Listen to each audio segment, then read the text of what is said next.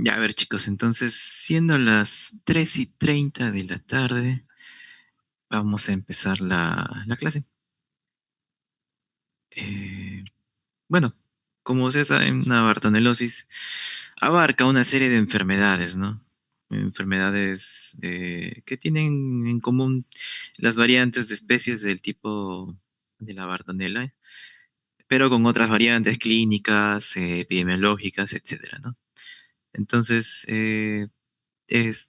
vamos a presentar las más frecuentes, porque también son varias y también infrecuentes, pero la que vamos a ahondar mucho más es justamente en la de el Perú, ¿no? El tipo de infección más conocida como la enfermedad de Carrión.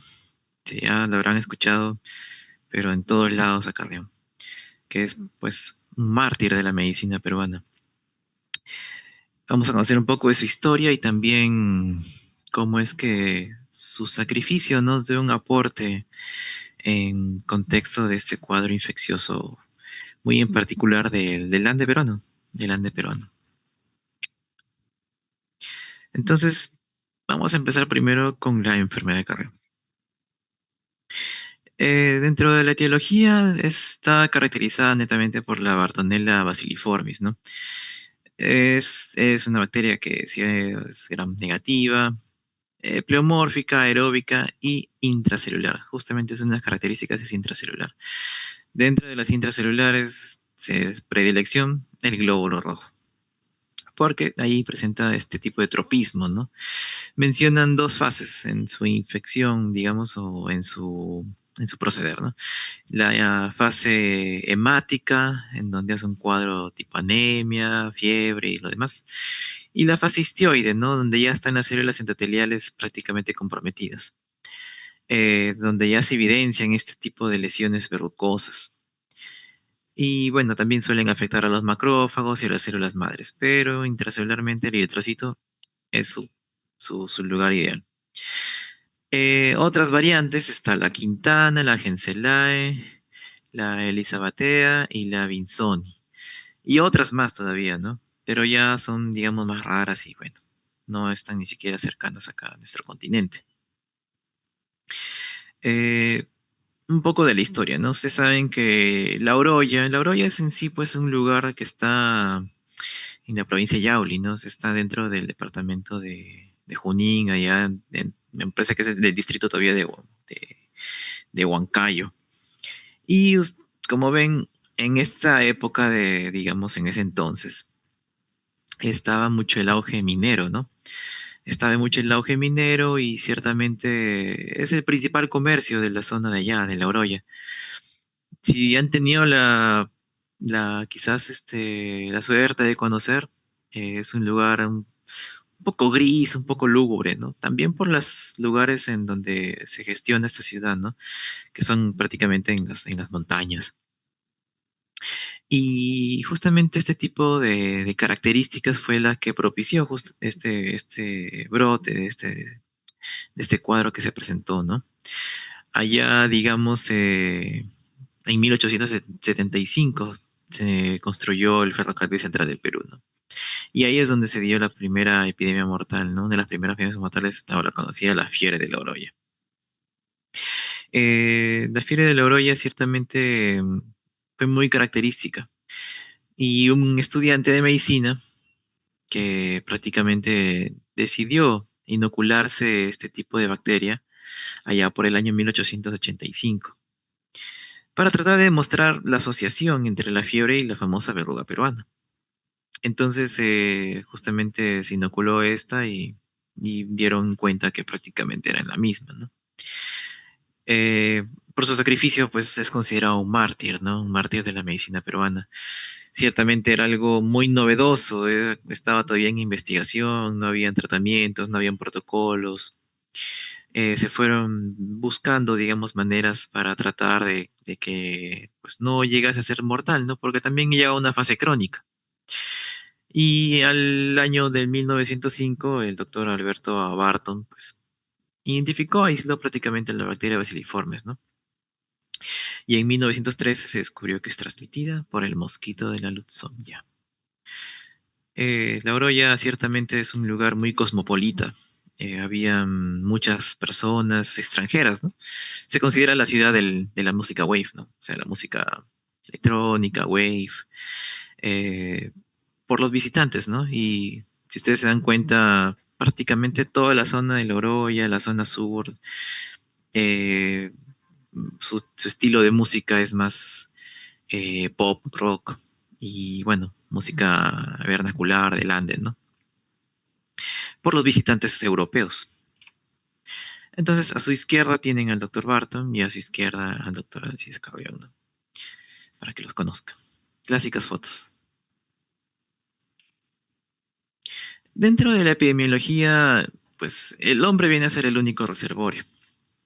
Como vemos ahí en la foto, no sé si se ve mi mouse, bueno, pero en la foto, ven ahí el mosquito, el vector, ¿no? Del Osomia verrucaro, que está entre los 500 a 1000 metros a los 3000 metros sobre el nivel del mar. Es por eso que es tan de nicho este tipo de circunstancias epidemiológicas, ¿no? Se da por transmisión de la picadura por el mosquito este. Y bueno, acá se presenta pues en Ancash, en Cajamarca, en Lima, zona sur de Lima, en Ecuador en Loja, en Colombia en Nariño. Tailandia y Sudán también se han descrito cuadros similares, ¿no? Pero tienen que ver ese tipo de condiciones, ¿no? Ese tipo de altura, condiciones geográficas, clima seco, frío, pues para que se pueda dar propicio a todo ese tipo de circunstancias. Ah, como ven acá, la fiebre del oro y la verruga peruana, ¿no? Es prácticamente una infección endémica de los Andes. Compartimos tanto los Andes con Perú, Ecuador y Colombia, ¿no? Que es el hábitat del mosquito este. Dentro de sus características, se llega a presentar de forma aguda.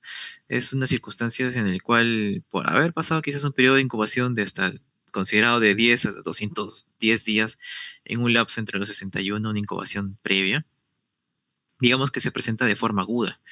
Llegan a tener cuadros sintomáticos que oscilantes entre fiebres remitentes que pueden ir avanzando y volviendo, avanzando, volviendo.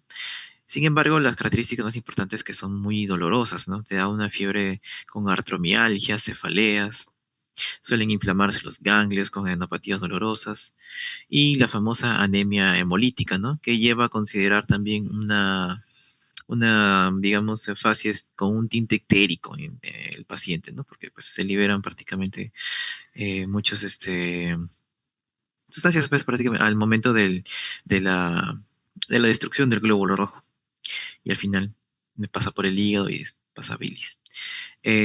Una de las formas más graves, digamos, dentro de todo, se puede considerar que el paciente pueda llegar a tener delirio, que esté omnibulado y hasta comatosa, ¿no?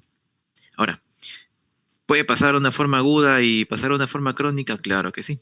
La forma grave puede solucionarse también, pero también hay infecciones asociadas, ¿no? Por ejemplo, se ha descrito infecciones asociadas con salmonelosis, reactivaciones de toxoplasma, shigellosis, que a pesar de que estés con el cuadro, digamos, las verrugas se pueden sobreinfectar y pueden hacer sepsis, sepsis punto de partida dérmico por estafilococcus o enterobacterias en general. Hay evidencias en pacientes que tienen inmunodepresión, después tienen la famosa verruga peruana, asociados con cuadros como histoplasmosis, neumocistosis, TBC, bueno, hasta malaria inclusive. Entonces, si se dan cuenta, pueden empeorarse súbitamente o complicarse súbitamente por cosas sobreagregadas, por el estado de inmunodepresión del paciente. Y puede inclusive, como le decía, de la forma aguda pasar a la forma crónica o simplemente empeorar y bueno, el paciente tendría un deceso. Ya las formas crónicas van a ver, por ejemplo, acá en las fotitos donde está el niñito en la pierna, ya la forma miliar, ¿no? De las verrugas, hay la forma nodular, que son únicas, y la forma miliar, como tienen acá tanto en las piernas como en el rostro, ¿no? Aparecen en extremidades, en cara, y intermitentemente pueden presentar también fiebres y dolores articulares. Aquí ven prácticamente la secuencia, ¿no? Viene ese mosquito, te picó, te inocula esta bacteria parásita, ¿no? Es una bacteria con una característica parásita porque llega a meterse dentro del glóbulo rojo, ¿no? Donde van a penetrar los glóbulos rojos endoglobulares. Y por eso es que va a presentar características de hematíes parasitados. Va a prácticamente penetrar el endotelio del mismo y va a considerarse como la fase hemática, ¿no? Donde va a haber fiebre, una anemia febril, el tinte ictérico, ¿no? Por lisis de los glóbulos rojos. Y esto de acá prácticamente cuando ya rompe la barrera, digamos, del sistema retículo endotelial, se considera el famoso complejo Hematie-Bartonella. Y el periodo eruptivo ya llega a ser una fase histioide, ¿no? Donde ya se empiezan a evidenciar las verruguitas, ¿no? Las formas verrucosas, en formas nodulares o miliares. Entonces, esta es la secuencia aproximadamente de cómo se llega a presentar todo este cuadro. Para el diagnóstico, hay que tener en cuenta lo siguiente, ¿no? Lo ideal siempre pues sería aislar el microorganismo, ¿no? Eventualmente en frotis de sangre se puede aislar el microorganismo con tinciones Jameson, Wright, pero no son tan confiables a veces. Acuérdense, el cultivo es gold estándar, o el PCR también, ¿no? Sin embargo, el frotis también puede dar negativo. Sin embargo, si tienes la clínica, si tienes lesiones obviamente evidentes de la verruga, pues tienes que tratarlo. Así el frotis te haya salido negativo. Si ya te salió un cultivo positivo, bueno, tienes ahí dos opciones, tanto en el manejo agudo como en el manejo crónico, ¿no? En niños menores de 14 años o 45 o hasta 45 kilogramos o gestantes, se trata con amoxicilina con ácido clavulánico. Y ya en adultos mayores de 14 años o más de 45 kilos, el tratamiento pues, es el ciprofloxacino, ¿no? Cada 12 horas por 2 semanas generalmente. Antes se usaba el cloranfenicol. El cloranfenicol se usaba antes, buen antibiótico, pero bueno, lo retiraron del mercado, ¿no? Por la idiosincrasia, digamos, de la parte de cada persona o de cada, digamos, etnia, en este caso, los peruanos aguantamos todo. Entonces, el clorfenicol no había ninguna contraindicación de usarlo, ¿no? Más era para los norteamericanos, europeos, que eventualmente podrían generar malformaciones genéticas. El clorfenicol. Por eso es que ya ni lo usan, ya prácticamente está fuera del mercado. Y del tratamiento crónico, tanto en gestantes o niños, la citromicina o la rifampicina, pues es la elección. Pero si no hay ninguna de esas circunstancias, es un paciente adolescente o un paciente adulto, tanto la citromicina o la rifampicina o el ciprofloxacino. Entonces, si se dan cuenta, el ciprofloxacino acá es ganador. A veces hay verrugas que responden lentamente al tratamiento o no se espera una progresión adecuada, ¿no? Para tratar al mismo. Entonces, se puede tratar prácticamente con rifampicina o streptomicina más o menos unos 10 a 14 días. Y algunas verruguitas a veces no desaparecen y hay que darles una exéresis de las mismas, ¿no? Eso con respecto a la fiebre o a la fiebre de la enfermedad de Carrión, ¿no? La fiebre del Oroyen. Otra variante que también puede estar por acá cercana a nuestra localidad es la fiebre quintana, ¿no? O la famosa fiebre de las trincheras. En este tipo de de microorganismos ya no sería la Bartonella genserae, sino sería la quintana, ¿no? Entonces, la quintana es la que está predominantemente en este tipo de infecciones. Es más forma endémica en México, norte de África, Europa y Asia, pero no está del todo alejado de acá. Es transmitida por el piojito de la ropa, el Pediculus corporis. Este piojito, prácticamente como ven en la foto, tiene ya inoculado dentro de sí a la bacteria y esta bacteria prácticamente la defeca, hace micro lesiones en la piel, eso pasa al sistema, ¿no? Inmunitario de la piel, sobre las plasmáticas, el sistema reticular endotelial, penetra la piel, pasa a la zona del endovascular o del lumen vascular y se mete justamente en el glóbulo rojo. Entonces el glóbulo rojo nuevamente lo absorbe y se lo vuelve a alimentar, digamos, al piojito este. Entonces, dentro de todo, el principal reservorio viene a ser el humano. Y acá su periodo de convención es más corto, ¿no? Entre 1 a 3 semanas aproximadamente. La clínica o los síntomas en general son similares a otras ricketsiosis. Viene a dar con dolor muscular intenso, tendinopatía, dolor de huesos, de predilección en las tibias. Y la fiebre, bueno, suele ser intermitente digamos, puede, digamos, eh, mejorar en cierta manera, pero siempre va a estar presente si no se da tratamiento. El diagnóstico Como en el anterior también, pues hay que aislar a la bacteria. Entonces el cultivo de esta Bartonella quintana en agar sangre es de elección. Como vimos en la mañana con el grupo, un tanto exámenes serológicos, puede ser una prueba ELISA o también inmunofluorescencia indirecta. Pero ya otra circunstancia que es más precisa es también la identificación del genoma de la bacteria de la Bartonella quintana por PCR. Y el tratamiento en general, tetraciclinas. Tetraciclinas no tiene mucho misterio. El pronóstico inclusive suele ser bueno sin tratamiento. A veces se autolimita. Y la única profilaxis en sí, pues es luchar contra el vector de la pulguita esta. Entonces hay que tener mucho cuidado con ello. No es frecuente, no es que se presente mucho por acá, pero igual está dentro del ámbito de la bartonellosis. Ahora, otra variante también de la bartonellosis es también la angiomatosis basilar, ¿no? Vamos a hablar algo de ella y este prácticamente es el último tópico de las bartonelosis, porque, como les decía, hay otras más bartonelas que no son tan frecuentes, pero esta tiene un poco de todo también con la famosa enfermedad del arañazo del gato. Dentro de sus generalidades, la lesión viene a ser de igual cutánea. Van a presentar nódulos dérmicos, nódulos subcutáneos. eh, no necesariamente son dolorosos, pero los pueden presentar. Y esta proliferación eh, por lo usual es más frecuente en pacientes, o esta presentación, perdón, esta presentación de la angiomatosis suele ser más presente en pacientes que son inmunodeprimidos, ¿no? Como los pacientes que tienen VIH, o los que ya están en etapas avanzadas, ya un recuento menor a 200 de CD4. Entonces, acá, digamos, la Gencelae, como la Quintana, también te pueden causar ambas, ¿no? La misma clínica de la angiomatosis.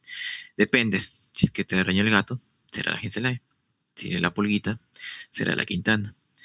Ahora, de la Quintana mayormente no es que haya algún antecedente puntual, ¿no? De algo, ¿cómo te puedo decir? ¿Cómo les puedo decir, chicos, a ustedes algo de, de particularidad? Generalmente es en una población en los que son la gente, pues, desamparada, los vagabundos o los pacientes, o las pacientes que están, digamos, en situación de pobreza. Encima de ello, que tengan inmunodepresión, pues prácticamente ya se llevaron toda la clínica. También hay reporte de casos en pacientes con inmunocompetentes, pero no es la frecuencia. O sea, lo principal acá dentro de las circunstancias es que son personas vagabundas, de pobreza, más conocido como homeless. Dentro de sus características diferenciales dentro de la angiomatosis, en función a la especie indicada, ¿no? Porque como le decía, la Gencelae y la Quintana son las que van a predominar en estas dos, ¿no? La Gencelae va a producir ciertos nodos linfáticos. Va a haber un compromiso hepático también. Entonces, esto de acá va a estar asociado justamente con las características epidemiológicas, ¿no? Contacto con gatos o sus pulguitas del gato. Y en la Quintana, la diferencia es que son lesiones subcutáneas, que tienen un involucramiento puede llegar hasta óseo. Y bueno, acá ya el sistema, digamos que se afecta es el sistema nervioso central, ¿no? Generalmente esto es ya de las pacientes que tienen las condiciones de pobreza, ¿no? Con ausencia de domicilio fijo, están en contacto con piojos, las pulguitas, etcétera. Entonces, se dan cuenta la Gencelae va más con un compromiso hepático, con nodos linfáticos, y la Quintana va con un involucramiento de la parte ósea, lesiones subcutáneas y afectación del sistema nervioso central. Diferencia puntual, uno es el gatito y el otro es quizás una condición de pobreza. Entonces ahí ven una lesión, nodulares, esa es de la Quintana, ¿no? Nodulares a nivel del labio, nariz, que puede afectar justamente la zona ósea, cartílago, especialmente en esta foto del paciente que vemos acá al costadito.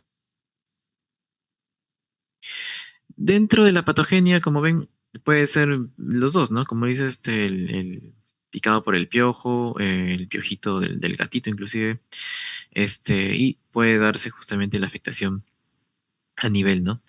De este tipo de larvas, la pupa, el piojito, y tanto el gato como el piojito, o el piojito del gato, o viceversa, pues van a afectar al ser humano. Entonces, dentro de la Bartonella Gencelae es la enfermedad de la araña sobre el gato. La lesión primaria va a ser papular, va a presentarse una papulita a nivel de la piel, no por la misma erosión o puerta de entrada de la piel, seguido de una linfoadenopatía regional autolimitada, ¿no? Puede pasar. Esto puede durar hasta semanas y meses y ocasionalmente este linfonodo también puede complicarse con un absceso. Ciertamente la inflamación que genera estas circunstancias puede llevar a que haya una complicación del mismo, se abscede el linfonodo y empeorar el cuadro. Dentro del diagnóstico, acá hay una circunstancia muy especial, ¿no? Por ejemplo, el examen histológico, sí o sí, hay que hacerle su fortis o biopsia de piel, lo que fuese, de las lesiones cutáneas. Ciertamente en las formaciones lobulares de las papilares, donde se va, digamos, a ver una mayor proliferación de células endoteliales. A su vez, también va a haber un infiltrado inflamatorio neutrofílico en el intersticio, que es lo que se va a ver en la lámina, ¿no? Y va un infiltrado neutrofílico y esas manchitas negras prácticamente son los comprometidos, ¿no? Esta tinción especialmente es la tinción de Warting-Starry. Esta tinción nos va a dar una mejor visualización de justamente del infiltrado neutrofílico, inflamatorio agudo en el intersticio y además también de las células endoteliales comprometidas, ¿no? Y también puede verse por microscopía electrónica, por inmunofluorescencia indirecta o también por PCR, ¿no? Por PCR del, del genoma de la bacteria. El tratamiento es la eritromicina, eh, 500 miligramos cada 4 horas por 4 semanas.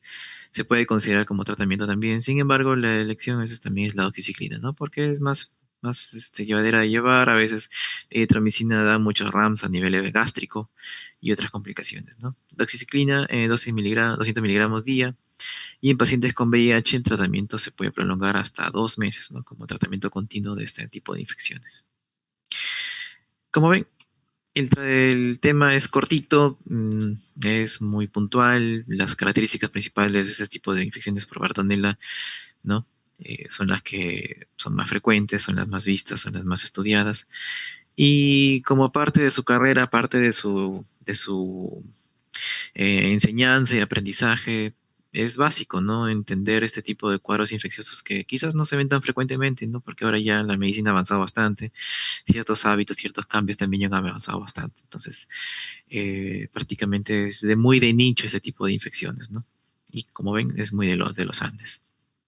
Gracias, chicos. ¿Tienen alguna pregunta? Me avisan.